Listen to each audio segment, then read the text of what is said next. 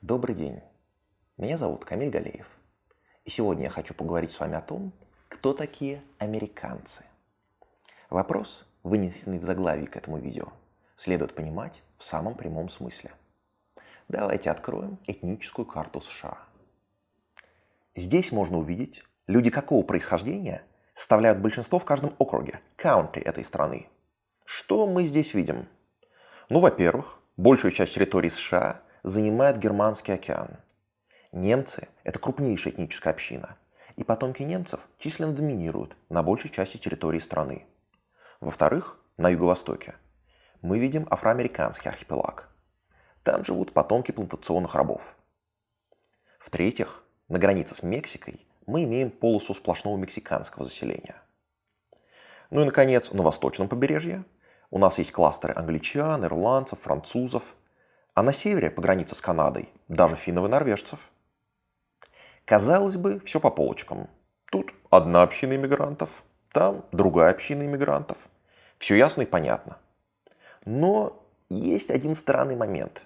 Заметили его?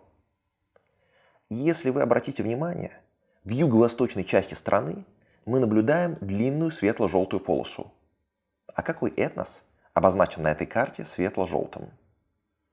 Americans. Американцы, то есть. Стоп. Это вообще кто такие? Первая мысль, конечно, что это индейцы. Но если присмотреться к карте поближе, то мы увидим, что индейцы выделены здесь отдельным цветом. Индейцы – это American Indians. Американские индейцы, если буквально. А здесь идет речь не о коренных американцах, а просто об американцах, без уточнений. Складывается интересная картина.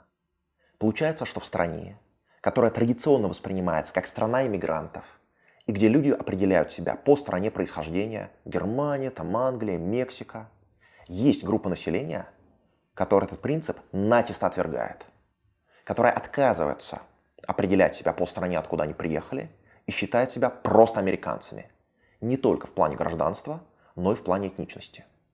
Таких людей много, и странным образом они сконцентрированы в одном конкретном регионе, который тянется от Больших Апалачей на запад, в сторону Техаса. Это очень важный момент для понимания и прошлого, и настоящего Соединенных Штатов Америки. И чтобы разобраться в этом вопросе, нам нужно открутить наше повествование на несколько столетий назад. Итак, к делу. Когда мы говорим о заселении Британской Америки в 17-18 веках, мы ее обычно не очень дифференцируем. Вот есть Америка, заселили ее англичане. Понятно и логично. Есть только одна проблема. Восточное побережье современных США, где, собственно, США и начинались, это набор совершенно разных регионов, которые заселяли совершенно разные люди. Или, если точнее, представители абсолютно разных культур с британских островов. Кто это были? Во-первых, пуритане.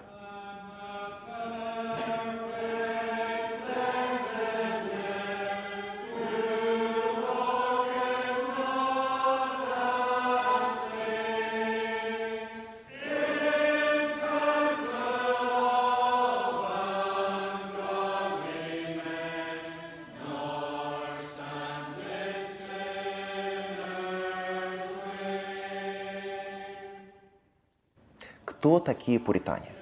Как вы знаете, в XVI веке Англия вышла из подчинения Рима. Главой церкви стал не Папа Римский, а английский король. Монастыри были распущены, Библия переведена на английский, право на апелляцию в Рим отменено, и так далее. Казалось бы, дело зашло далеко. С точки зрения католиков, даже слишком далеко. Проблема в том, что в Англии жило полным-полно людей, которые считали, что работа не доведена до конца. То есть то, что порвали с Римом, прекрасно. То, что перевели Библию на английский, еще лучше. Но какого черта мы оставили епископат? Какого черта в церквях все это пышное убранство, статуи там? Почему в церквях продолжаются пышные службы с песнопениями, с музыкой? Это все папизм, идолопоклонство. Короче говоря, это были люди, которые считали, что реформация в Англии не доведена до конца, и это проблема. Они хотели очистить церковь, purify ее от католических атовизмов. Поэтому окружающие назвали этих людей пуританами, очистителями. За что выступали пуритане? В догматическом плане за кальвинизм. Кальвинизм, например, включает в себя учение о предопределении. Свободы воли не существует. Господь заранее предопределил, спасешься ты или погибнешь, попадешь в рай или в ад, и ничего ты с этим сделать не можешь. Казалось бы, из этого следует, раз так, живи и радуйся. Если ты все равно не можешь повлиять на свою судьбу, то нет смысла этим заморачиваться. Это взгляд современного человека. Но пуритане делали противоположный вывод. Наоборот, надо все свое время, все свои помыслы, все свое внимание уделить религии и служению Богу. И надеяться, что, может быть, Господь внес тебя в число избранных, и ты спасешься. В плане церковной организации пуритане выступали за децентрализованную церковь. Не надо иерархии, не надо епископов.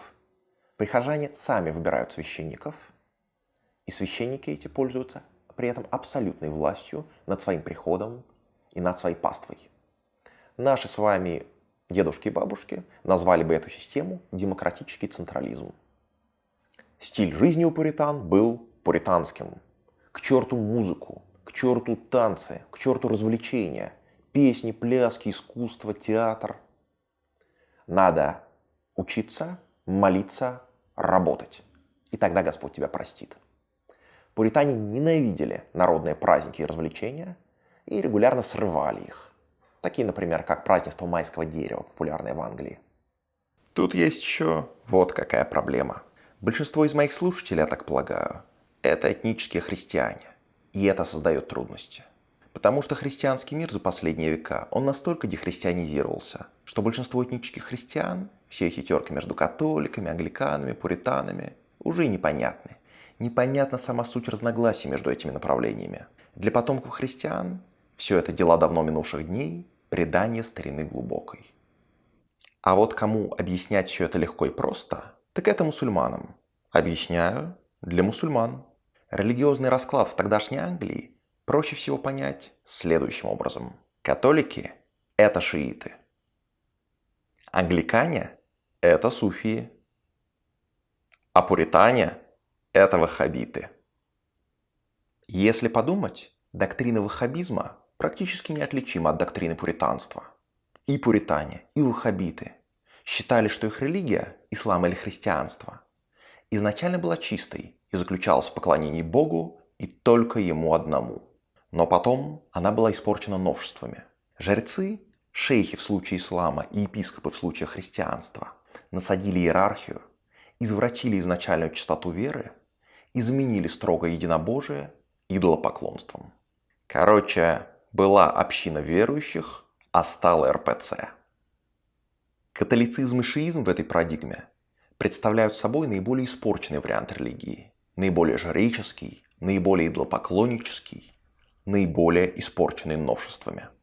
Суфизм и англиканство не настолько испорчены и представляют из себя некоторую переходную ступень между строгим единобожием и идолопоклонством. Ну а ваххабизм и пуританство, соответственно, это самое чистое, самое монотеистическое направление религии. И пуритане, и ваххабиты полагали, что они не модернизируют религию, а напротив, возвращаются к истокам веры. Все это объединяет тогдашних пуритан и нынешних ваххабитов. Пуритане уничтожали католические и англиканские святилища, а ваххабиты – шиитские и суфийские. Пуритане боролись с католической и англиканской обрядностью, а ваххабиты с шиитской и суфийской. Пуритане боролись против епископов, ваххабиты против шейхов. Пуритане боролись против почитания святых и Девы Марии, а ваххабиты против чрезмерного почитания мусульманских святых, а также халифа Али и имама Хуссейна. Короче говоря, и там мы видим бунт против сложившейся религиозной традиции и религиозной иерархии. Причем легитимизируется этот бунт через обращение к истокам веры. Там даже язык один. Вот как ваххабиты борются против новшеств, беда, стараясь очистить от них ислам. Также и пуритане боролись против папистских новшеств, popish innovations, желая очистить от них христианство. Для ваххабитов главный враг – это идолопоклонство, и для пуритан тоже. Неудивительно, что европейцы, узнав о ваххабитской религиозной реформе, идущей в глубинах Аравии, назвали ваххабитов пуританами пустыни. Короче говоря, для того, чтобы понять раннюю, да и современную историю США, имеет смысл иметь в виду вот что. Новая Англия, ключевой культурный регион США и поэтому мира, была основана христианскими ваххабитами. А как пуритане вообще оказались в Америке? Там произошла вот какая история. Мы с вами знаем, что государственная религия в Англии – это англиканство. Проблема только вот в чем. Англиканство – это не религия. Англиканство – это просто форма церковной организации.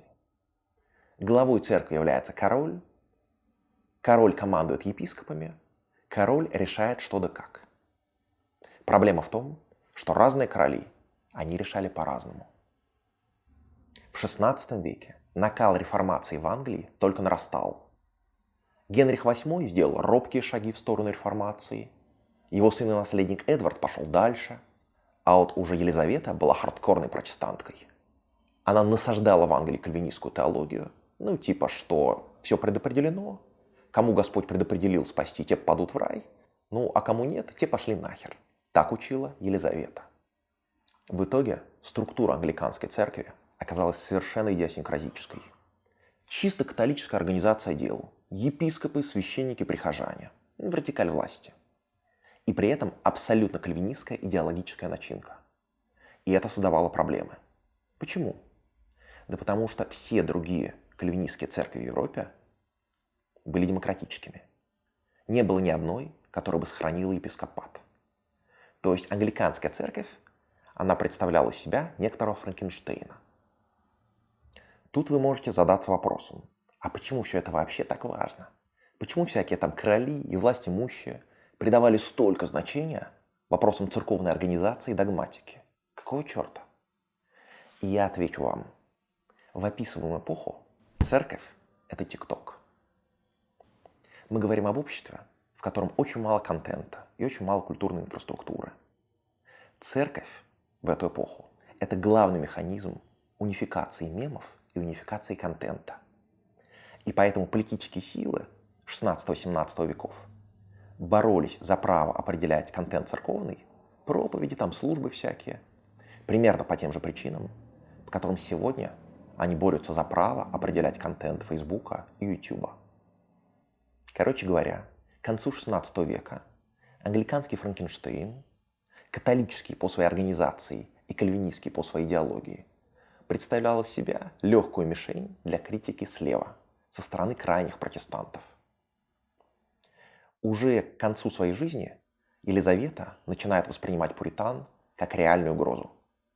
В 1590 году она пишет шотландскому королю Якову: «Предупреждаю тебя, что и в твоем, и в моем королевстве появилась губительная секта, не желающая признавать королей, а только пресвитеров, желающая занять наше место и получить наши привилегии». После смерти Елизаветы ее престол унаследовал шотландский король Яков. Так на английский престол сели стюарты. Стюарты делают крутой поворот. Если Генрих, Эдвард, Елизавета, они все шли влево в сторону усиления реформации, то стюарты поворачивают Англию вправо. Яков восстанавливает многие элементы католической обрядности. Пышные ритуалы, вставание на колени во время принятия таинств и так далее. Он твердо встает на защиту епископата, заявляя «no bishop, no king». Мол, епископов не будет, значит и короля не будет. Его сын и наследник Карл идет еще дальше. Он меняет доктрину англиканской церкви, заменяя кальвинистскую теологию на арминианскую. Мол, нет никакого предопределения, а есть только свобода воли. Выберешь зло – попадешь в ад. Выберешь добро – в рай. Так учил Карл Стюарт. Примерно как-то так и сформировались две традиции внутри англиканской церкви, которые уже гораздо позже назовут высокой и низкой церковью. Высокая церковь – это вера в свободу воли, это пышная обрядность, это музыка, это толерантность к развлечениям, и некоторая свобода нравов. В общем, поближе к католицизму. Низкая церковь – это предопределение, никакой свободы воли. Это работа, молитва, учеба, тяжелый беспросветный труд, от рассвета до заката, без каких-либо развлечений. В общем, поближе к кальвинизму. При Стюартах рулила высокая церковь, и пуритан щемили. Их сажали, штрафовали, отрезали носы и уши. В общем, издевались как могли. Поэтому группа пуритан, отцы-пилигримы, сели на корабль Мэйфлауэр и уплыли в Америку, где основали колонию Массачусетс. Вслед за ними последовали и другие. Так оформился первый из культурных регионов Америки – пуританский. Как он выглядел? А очень интересно. Это была жесткая теократия, моральная диктатура. Работа, учеба, молитва и все. Тунеядство было уголовным преступлением. Неумеренность тоже. Один из законов колонии Массачусетс на полном серьезе гласил: человек, нарушивший границы умеренности, будет сурово наказан. Понятно, что за более серьезные преступления, типа богохульства, казнили. Когда мы говорим об охоте на ведьм в Британской Америке, мы как-то забываем, что вообще все видовские процессы до единого были сосредоточены в одном единственном регионе – в пуританской Новой Англии. Новая Англия была охвачена перманентной лихорадкой охоты на ведьм. Скажем, в одном из новоанглийских городков обвинению в колдовстве за свою жизнь подвергалось 25% всех женщин, каждая четвертая. Короче, климат общества понятен. Это непрекращающаяся моральная паника. Уличить, разоблачить, признать несоответствующим высоким моральным стандартам. Тут, конечно, можно было бы провести некоторые параллели с современностью, но поскольку материал исторический, делать этого я не буду. Пока отмечу только, что охота на ведьм – это феномен только и исключительно пуританский. Можно было бы предположить, что пуритане – это тупые, необразованные мракобесы. Но это не так.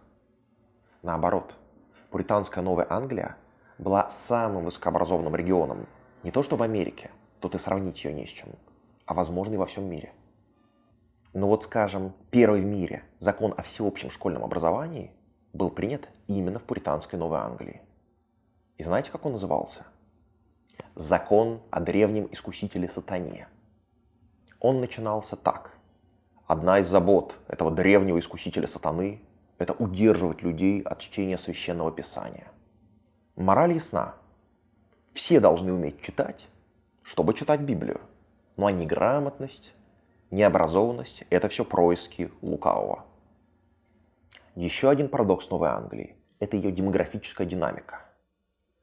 Сексуальная жизнь регулировалась там жестче, чем где бы то ни было еще. За внебрачный или добрачный секс пороли плетьми, сажали, казнили и регулярно.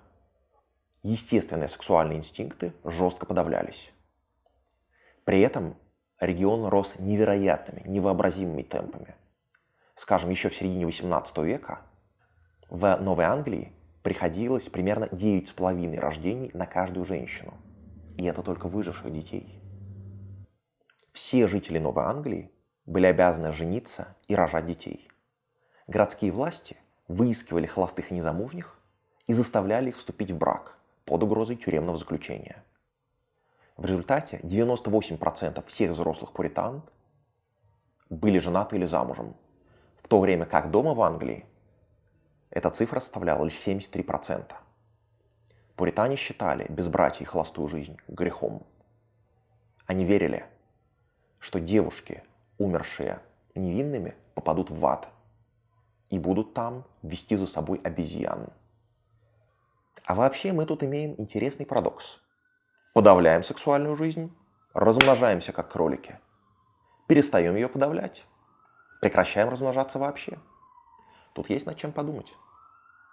В социоэкономическом плане пуританское общество было самым эгалитарным в Америке. Там не было таких громадных состояний, как на юге, но не было и такой крайней нищеты. Священники, руководившие новоанглийским обществом, обязывали богачей заботиться о своих менее удачливых соседях, если, конечно, те были трудолюбивыми и богобоязненными. Если вы хотите визуально представить себе картину пуританского общества, представьте себе вот что. Самый север современных США. Зима, мороз, веет вьюга. Рано с утра В церковь, стоящую в центре поселения, стягиваются пуритане. Каждый несет с собой ружье на случай внезапного нападения индейцев. Церковь не натоплена. Ее вообще никогда не топят. Помимо религиозных функций, это еще и склад боеприпасов. Поэтому там трындец как холодно. Проповедь длится 4 часа, 2 кусками по 2 часа каждый. Уйти пораньше нельзя. Прервать тоже. Прервать проповедь просто потому, что прихожане замерзли – позор для священника.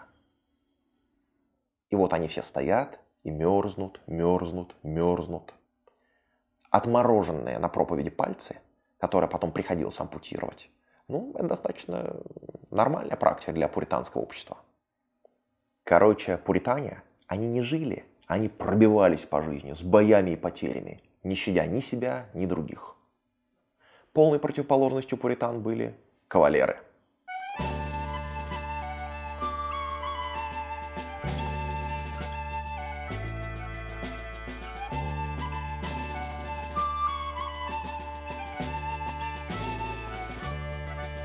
Как я уже раньше сказал, к 17 веку в Англии сформировались 2 культуры. Одна – культура низкой церкви, близкая к кальвинизму. Молись, работай, учись. Другая – культура высокой церкви, близкая к католицизму. Живи и давай жить другим. Пока на троне сидели стюарты, они щемили сторонников низкой церкви, и те бежали на Мэйфлауэре в Америку, основав Новую Англию. А потом в Англии началась гражданская война между пуританами и кавалерами. Они, как вы видите, и визуально выглядели по-разному. Пуритане поддерживали парламент, а кавалеры – короля. Вот хорошая картина, иллюстрирующая различия между 2 этими культурами. Когда ты последний раз видел своего отца? Пуритане заняли поместье кавалера, но не смогли найти своего врага. Зато они поймали его семью, и выясняют у сына. Когда ты последний раз отца своего видел? Мы хотим с ним пообщаться. Пуритане одержали в гражданской войне сокрушительную победу. Королю отрубили голову, и в Англии была установлена республика. Разумеется, что кавалеры подверглись репрессиям. Многие из них погибли в процессе, других разоряли. Хоть ты наш враг, но мы тебя не казним, просто заплати штраф за то, что воевал против парламента. Где-то размером в 8-10 годовых доходов с твоих поместий. То есть их не столько уничтожали физически, сколько целенаправленно разоряли. Куда им было деваться? Некоторые бежали на континент, наниматься в армии европейских государств. Другие попытались прибиться ко двору изгнанных стюартов. Третьи сделали более удачный, с моей точки зрения, выбор.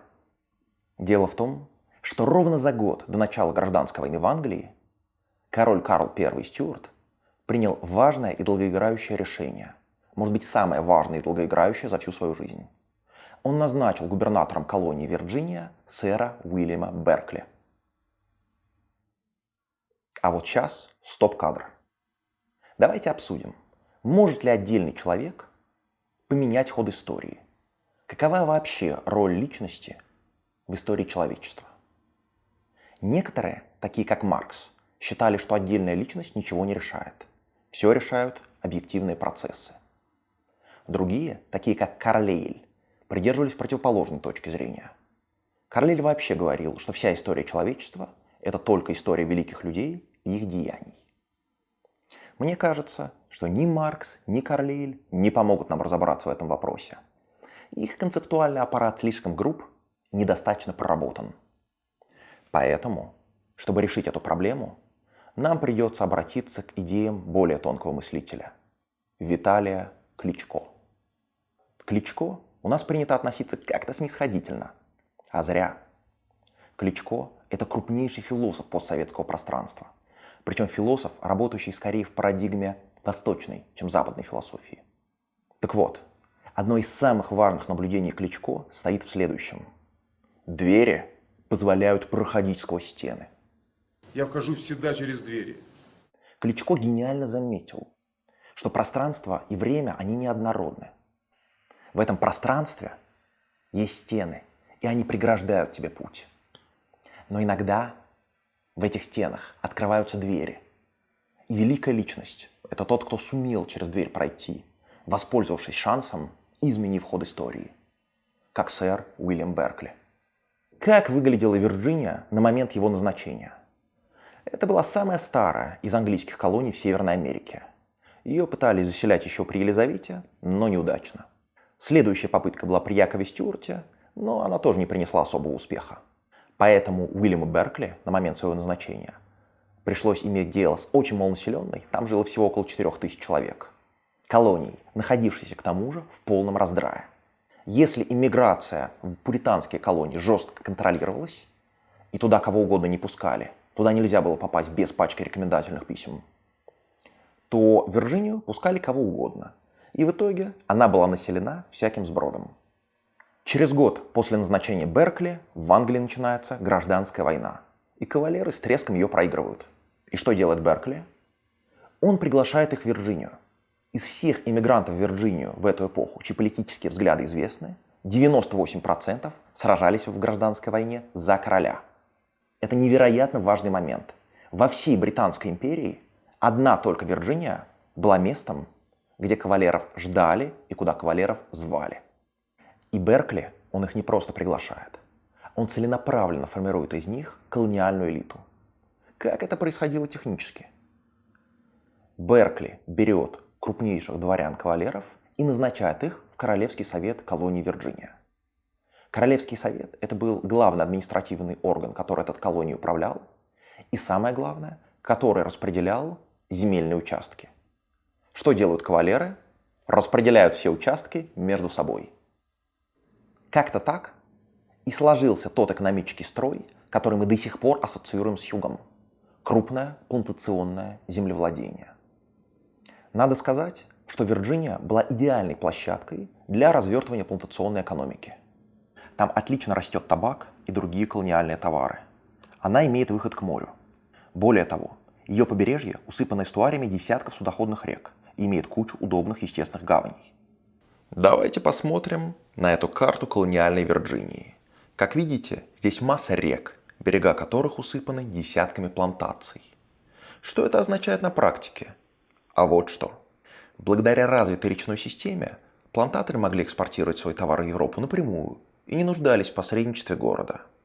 Поэтому плантация была здесь самодостаточной экономической единицей, завязанной не столько на местную, сколько на мировую экономику, и живущей за счет трансатлантического экспорта колониальных товаров. Поскольку плантации были самодостаточны, то нужды в городах здесь так и не возникло.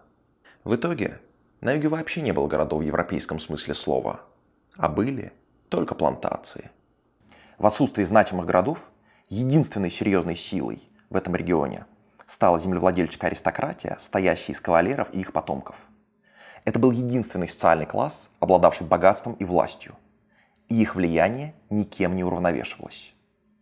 Знаете, Дизраэли учил: никогда не читайте книг по истории, а читайте одни только биографии.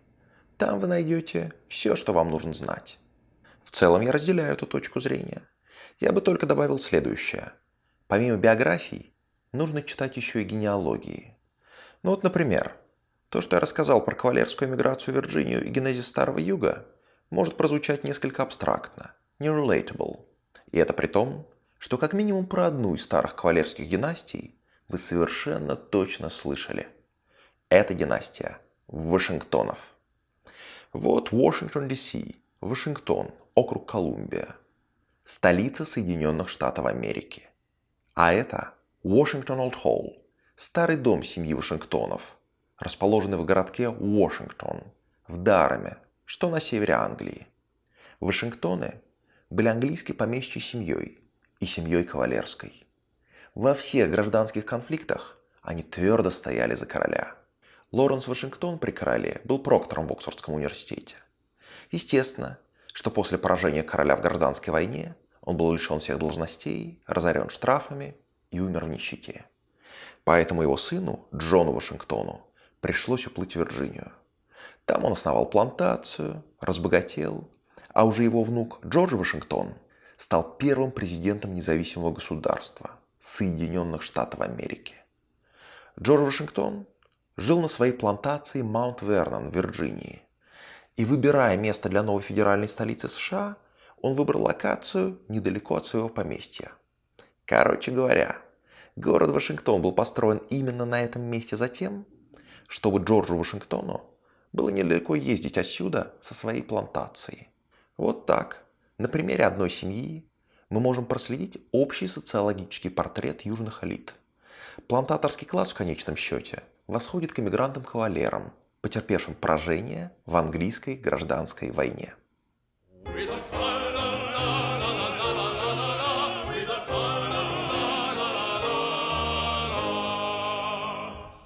Плантация и рабовладение – это типа как синонимы. Но так было не всегда. Когда плантационное хозяйство только начиналось, сами кавалеры землю, конечно, не обрабатывали. Для этого они приглашали с британских островов подневольных рабочих, indentured servants, и поручали эту работу им. Как был организован рекрутинг indentured servants? Один вариант – это то, что кавалеры посылали в Англию, Шотландию, Ирландию своих агентов, и те предлагали подписать контракт.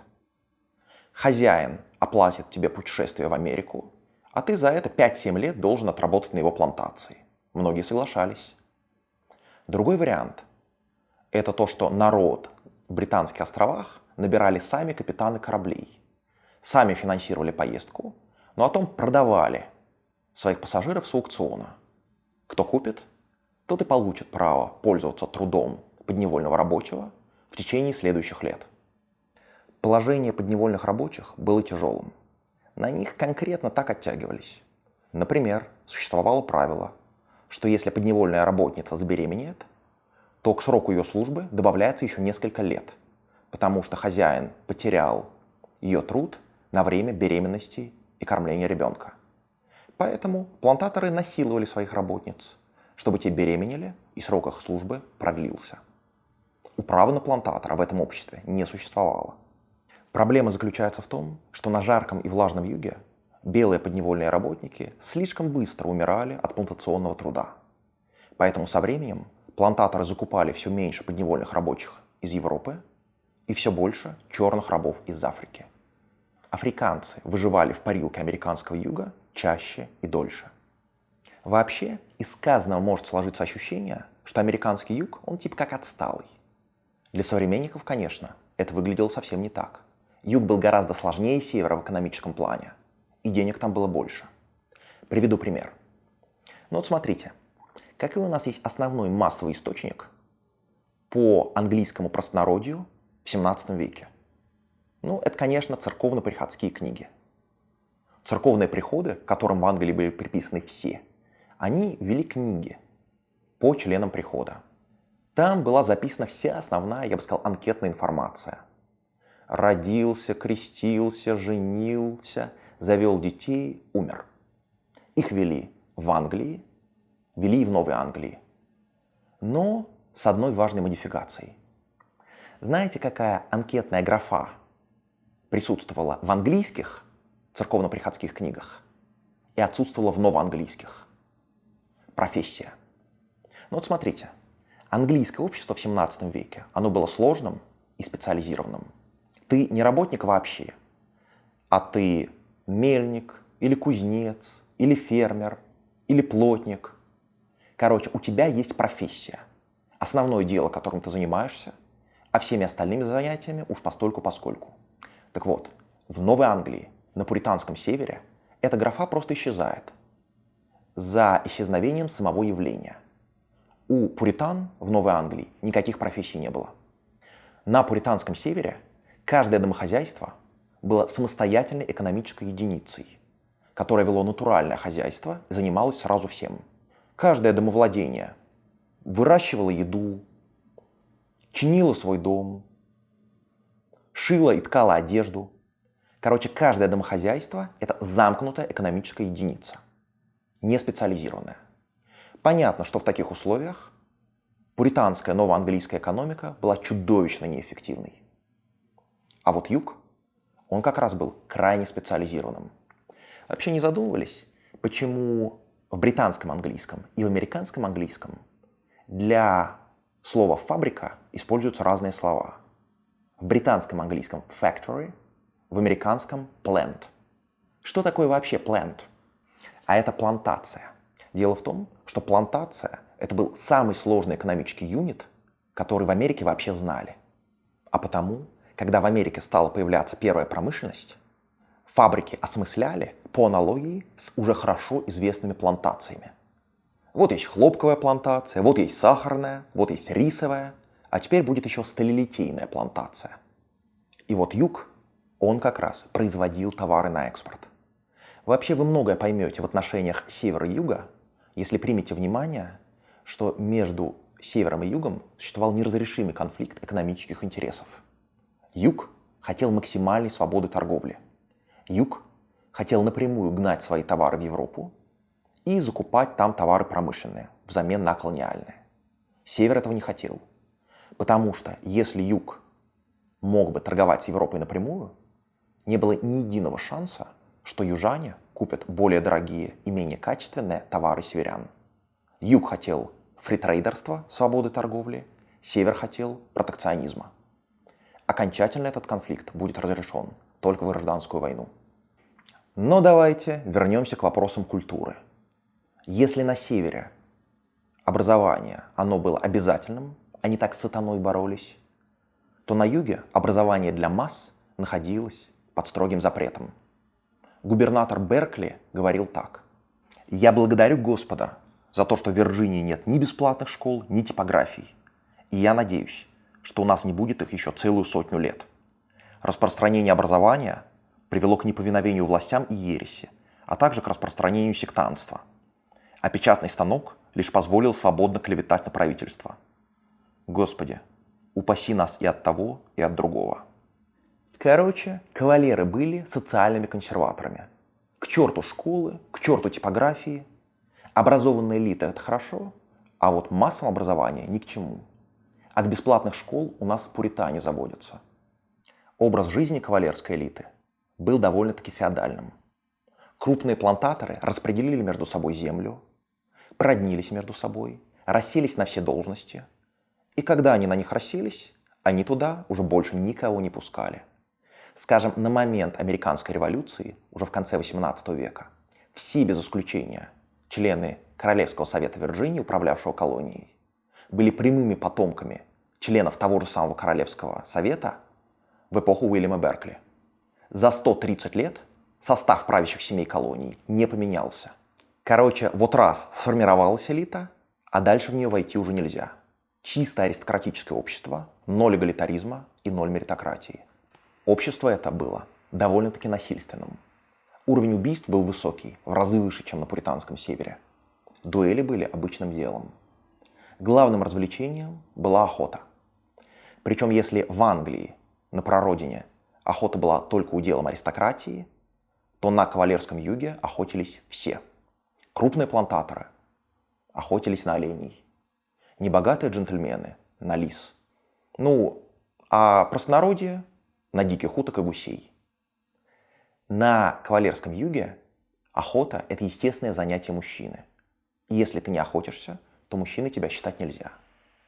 Кавалерский юг был кровавым, насильственным обществом со специфической феодальной культурой чести. Если север был страшно озабочен религией, то на юге к этому подходили спустя рукава. Скажем, если на пуританском севере добрачных беременностей почти не было, то на юге до четверти невест шли под венец, уже беременными. На севере церковные проповеди длились по 4 часа, а на юге по 20 минут. А зато вот уроки танцев могли длиться по 9 часов. На это южане ни времени, ни сил не жалели. Интересная черта этого общества – это полное отсутствие охоты на ведьм. Если на пуританском севере ведовские процессы полыхали регулярно, то на юге их неизвестно вообще. Наоборот, известны случаи, когда людей штрафовали за попытку обвинить кого-нибудь в колдовстве. Обвинение в колдовстве – это попытка нарушить социальный порядок, а такого на кавалерском юге не любили. И вот что получается. Север, он был нравственный, и поэтому ведьм там вешали и сжигали на раз. А юг был принципиально безнравственный, и ни о каких ведьмах там слышать не хотели. Выходит, что чтобы организовать приличную моральную панику, нам нужен довольно-таки высокий уровень общественной морали. Где морали нет, там и охоты на ведьм не бывает. Ну и последняя зарисовка про юг, чтобы показать, что это было за общество и как оно выглядело. В середине XVIII века один священник произнес проповедь о вреде гордыни. Он не называл никаких имен, но местный плантатор решил, что это намекают на него. Он страшно оскорбился и послал своих рабов, чтобы они заколотили вход в церковь, где какой-то там поп посмел читать проповедь о том, что гордыня — это, видите ли, плохо. Короче, пуританский север и кавалерский юг были двумя совершенно разными, во многом противоположными обществами. И конфликт между ними был разрешен только в гражданскую войну, когда север раскатал юг асфальтовым катком. Неудивительно, что многие южане с этим до сих пор не смирились и называют гражданскую войну в США либо агрессивная война севера, либо, более красиво, на мой взгляд, завоевание Америки Массачусетсом. Вообще, если принять во внимание, что север и юг были сформированы представителями двух враждебных сторон в английской гражданской войне и представителями двух совершенно разных противоположных культур, удивительно не то, что гражданская война в США произошла. Удивительно то, что она произошла так поздно. Возможно, вы отнесетесь к сказанному со скепсисом. Мол, какое отношение имеют конфликты и установки седой древности к более современным событиям? На самом деле имеют. Вот когда говорят о гражданской войне в США, много рассуждают о проблеме об эволюционизме, меньше об экономических противоречиях, но совсем забывают вот о чем. Когда северные аболиционисты раздували пламя войны против рабовладельческого юга, как они этот самый юг называли? Ни плантацией, ни пыточной, ни тюрьмой. Гораздо интереснее. Весь юг — это один большой бордель. По-моему, это невероятно красивая и невероятно пуританская формулировка. Мне кажется, это классическая оговорка по Фрейду, когда твоя формулировка выдает твою истинную мотивацию. А истинная мотивация, как сказал бы дедушка Фрейд, заключалась в следующем. Война необходима, потому что на юге слишком низкий уровень сексуальной репрессии. Там на юге ебутся. Хватит это терпеть. Ну окей, скажете вы. Ситуация предельно ясна. На севере живут поехавшие от собственной добродетели пуритане, охотники на ведьм. На юге поехавшие от собственной гордыни кавалеры с их рабовладением. Ну, а нормальные это люди в этой самой Америке были? Вы будете смеяться, были. И это были квакеры.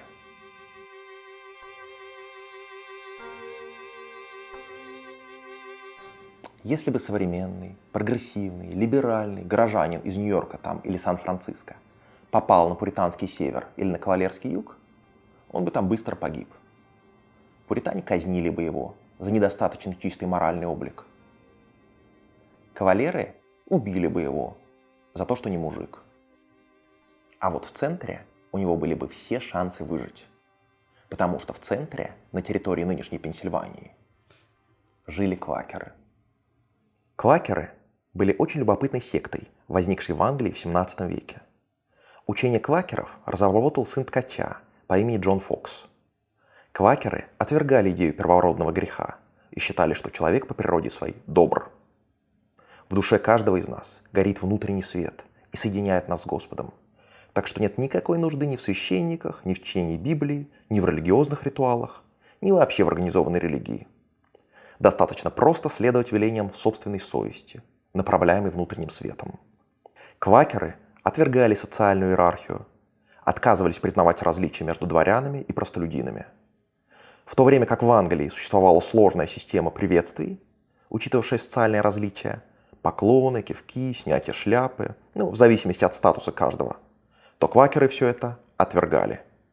Они признавали лишь один единственный вид приветствия – простое, демократичное пожатие рук. В Англии квакеры подвергались преследованиям, а укрыться им было негде. Ситуация изменилась лишь в конце 17 века, когда король Карл II задолжал крупную сумму квакерскому коммерсанту Уильяму Пенну.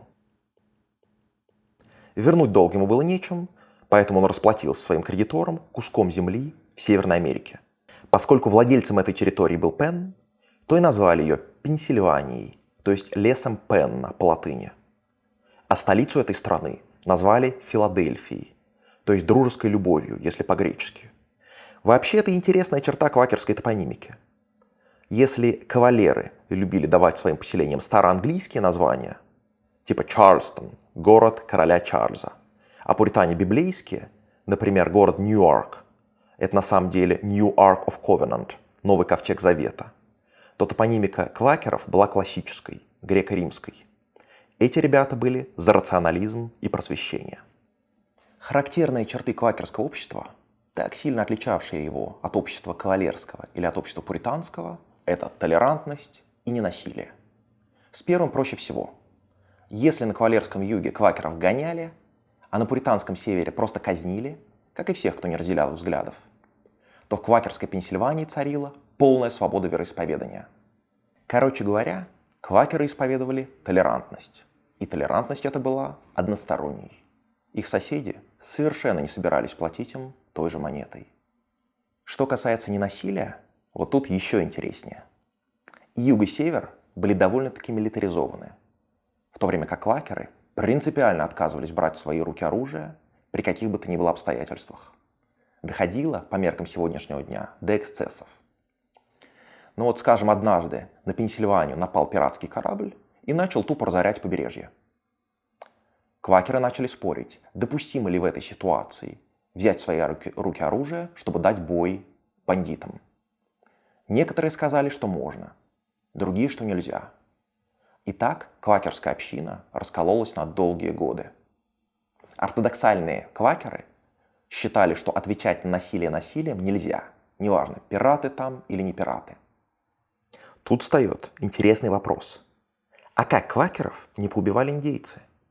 И пуритане, и кавалеры 24 часа в сутки ждали атак индейцев и жили в режиме осажденной крепости. А тут пацифисты-квакеры, которым западло брать в руки оружие. И это очень сложная, не очень понятная мне тема. Некоторые считают, что квакерам просто повезло, и они случайно поселились в регионе, где жили уникально мирные индейцы, которые не желали пользоваться миролюбием квакеров, чтобы убивать их и грабить. Другие полагают, что дело обстояло иначе, и что пример квакеров доказывает, что белые поселенцы в принципе могли бы договориться с индейцами, если бы захотели, и что единственная причина, почему между белыми индейцами началась война на истребление, это то, что ни пуритане, ни кавалеры, они, в общем-то, и не пытались договариваться.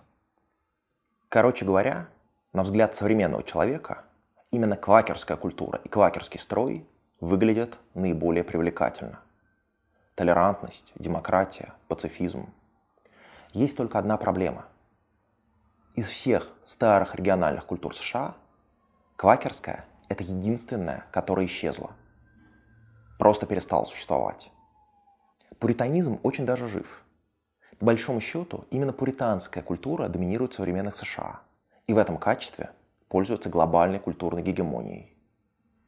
Современное понятие о морали, прежде всего сексуальной, и о том, как она должна регулироваться, это же все понятия чисто пуританские. Сами подумайте, в какой еще стране, кроме США, внутриполитическая повестка строится вокруг вопроса о том, кто с кем переспал и при каких именно обстоятельствах. С точки зрения немца или француза, уделять этим вопросам такое внимание, как уделяют американцы, это полный сюр. Да они поехавшие, думают европейцы. А они не поехавшие. Они просто пуритане. Цивилизация и сексуальная репрессия для них означают одно и то же.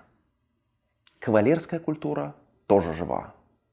Она, конечно, не пользуется никакой гегемонией, не то что в глобальном масштабе, но даже и в самих США. Она, к большому счету, подавлена, она считается второсортной, ее высмеивают. Но если проехаться по сельской Каролине там, или Джорджии, можно убедиться, что никуда она не делась. А вот от квакеров не осталось ничего. В середине XVIII века они были третьей по численности религиозной общиной в США.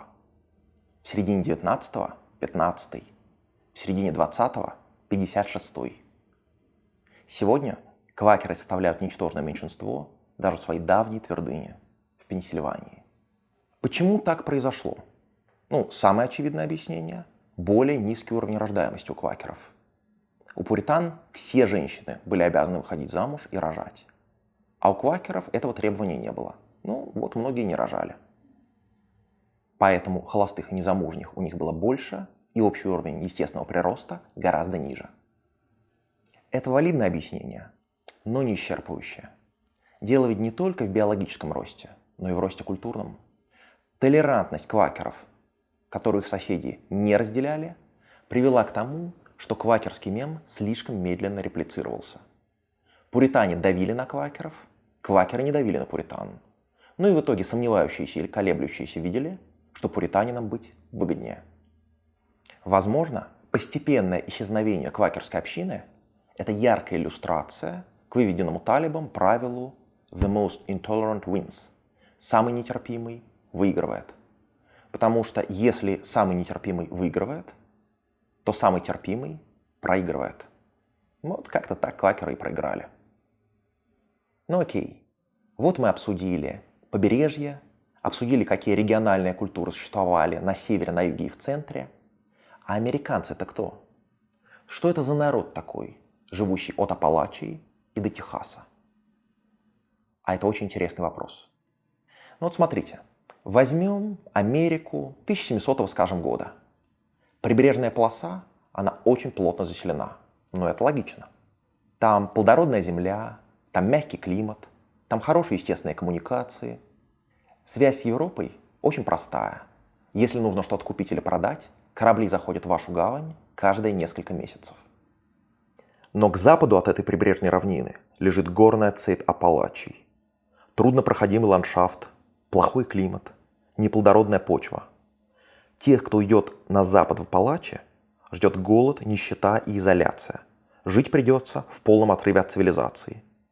И вишенка на торте. В горах живут индейцы, которые в курсе, что сделали с их соплеменниками на побережье, и что против белого человека надо стоять насмерть. Вопрос.